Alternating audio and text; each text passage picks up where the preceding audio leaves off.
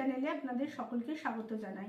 আমি parenting consultant এবং psychological councillor শৈলী মণ্ডল দাস। চলুন আজকের ভিডিওর টপিকটি ডিটেলে একটু দেখে নিই। আজকের ভিডিওর টপিক হলো যে অনেকেই আছে কিছু ভুলের জন্য নিজেকে ক্ষমা করতে পারে না। হয়তো জীবনে কোনো কিছু ভুল করেছেন বলে তার মনে হয় এবং তার জন্য নিজেকে ক্ষমা করতে পারছেন না। আজকে ভিডিওতে ডিটেলে কথা বলবো যে নিজেকে কিভাবে ক্ষমা করে নিজের মানসিক শান্তি তৈরি করবেন। চলুন ডিটেলে দেখে। নিজেকে ক্ষমা করা আসলে দুর্বলতা নয়, এটা ভীষণ শক্ত একটা মানসিক দক্ষতা। আমরা অনেক সময় অন্যদের ভুল মেনে নিতে পারি, কিন্তু নিজেদের ভুল নিয়ে বছরের পর বছর কষ্ট বয়ে বেড়াই। একটু সহজভাবে বলি, নিজেকে ক্ষমা করা মানে নিজের প্রতি আবার বন্ধুর মতো হওয়া।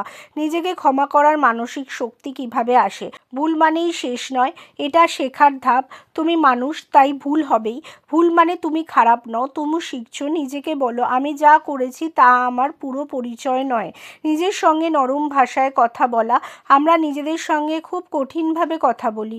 আমি পারি না, আমি সব নষ্ট করেছি। এর বদলে বলো, আমি চেষ্টা করেছি, আমি শিখেছি, আমি আবার শুরু করতে পারি। অতীতকে নয়, বর্তমানকে ধরো। যা হয়ে গেছে সেটা বদলানো যায় না, কিন্তু আজকের তুমি বদলাতে পারো। প্রশ্ন করো, এখন আমি কোন ছোট ভালো কাজটা করতে পারি? অনুভূতি এড়িও না। রাগ, লজ্জা, অপরাধবোধ সব অনুভূতিকে জায়গা দাও।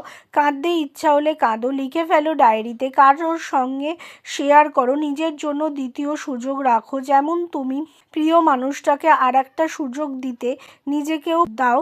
নিজেকে বলো, আমি আজ নতুন করে শুরু করার যোগ্য। ছোট্ট একটা অনুশীলন, আজ রাতে 3টে লাইন লিখবে। আমি যে ভুলটা করেছি সেটা কি? ওই সময় আমি আসলে কি অনুভব করেছিলাম? আজ থেকে আমি নিজের সঙ্গে কেমন ব্যবহার করব?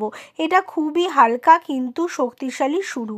বিভিন্ন প্যারেন্টিং কাউন্সেলিং করা হয়, চাইল্ড কাউন্সেলিং করা হয়। এছাড়া স্পেশাল চাইল্ডদের বিভিন্ন ধরনের স্পিচ থেরাপি, অকুপেশনাল থেরাপি এবং এবিএ থেরাপি এই ধরনের সেশনও করানো হয়। তাছাড়া যে কোনো কাউন্সেলিংয়ের জন্য বড়দের বাচ্চাদের জন্য আপনারা কিন্তু আমাদের সাথে যোগাযোগ করতে পারেন স্ক্রিনে দেওয়া নাম্বারে।